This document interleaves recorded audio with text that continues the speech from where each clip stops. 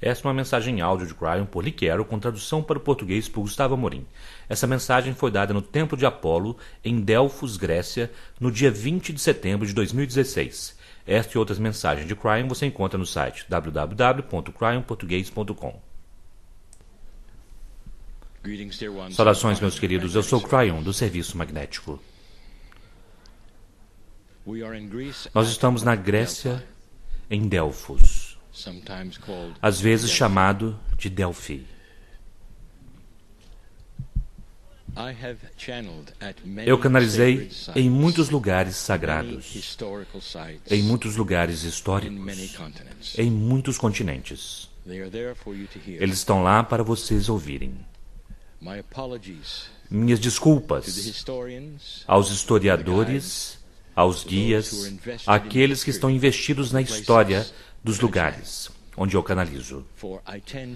Pois eu tenho a tendência de reescrever um pouco aquilo que aconteceu. E eu faço isso naquilo que é uma forma metafísica.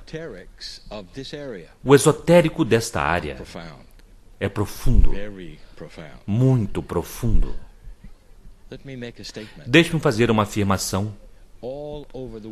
Por todo o mundo, nesse tempo da história, há a compreensão do esotérico. Apenas começando a tentar comunicar com aquilo que é o Criador, aquilo que era o Deus, aquilo que era a Terra. E tomou vários caminhos. Se vocês derem uma olhada na Ásia, vocês verão muito claramente. E os resultados são certas grandes religiões no planeta. Mas aqui,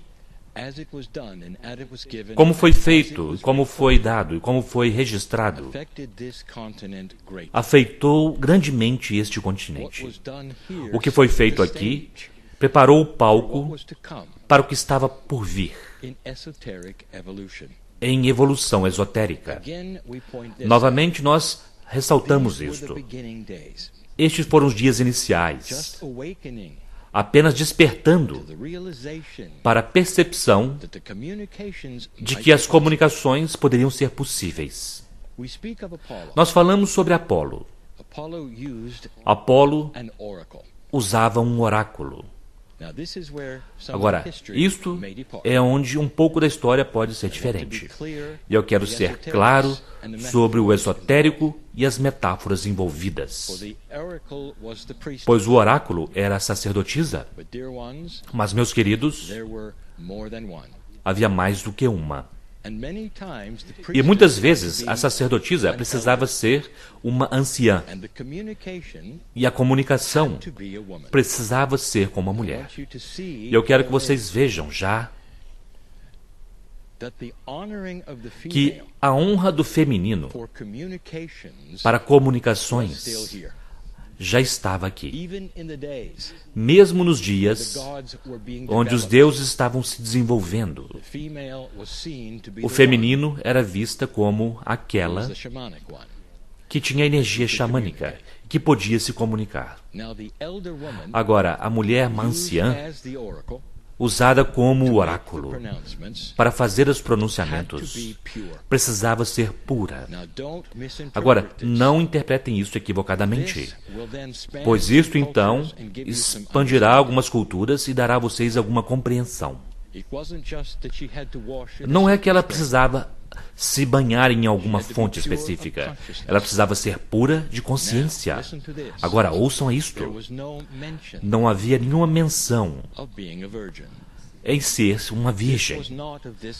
Isto não era dessa cultura. Na verdade, a família era importante naquela época, assim como é agora. Vocês reconhecem que os próprios deuses eram uma família.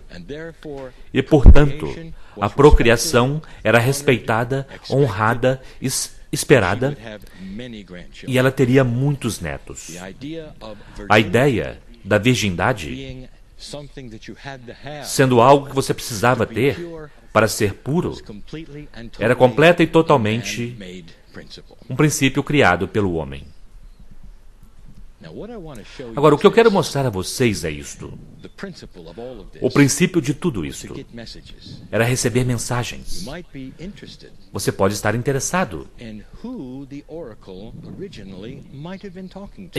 com quem o oráculo originalmente poderia estar falando. E isso era algo chamado Gaia. Não era soletrado como se diz hoje, vocês vão procurar por isso.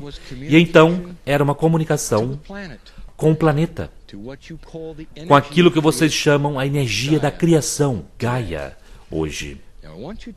Agora eu quero que você olhe novamente para o que isto representava. Em primeiro lugar, mesmo Apolo precisava usar uma intermediária, alguém mais para conversar com a fonte criativa, para receber mensagens de sua própria maneira. Hoje, vocês veem isso até mesmo estendido para aqueles principais sistemas espirituais que ainda usam um intermediário. De vocês para Deus. Começou aqui.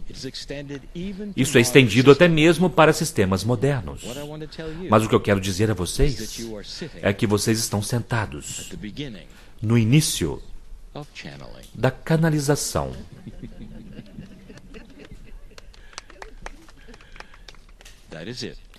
E é isto. E assim é.